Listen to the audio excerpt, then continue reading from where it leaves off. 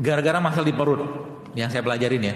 Itu yang pertama. Yang kedua, benerin tidurnya. Tidurnya jangan terlentang, tapi tidurnya tidur seperti Nabi.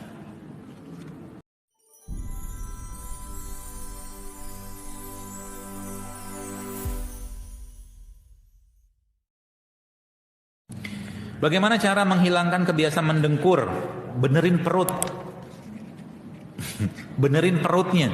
Karena dengkur itu muncul gara-gara masalah di perut. Yang saya pelajarin ya.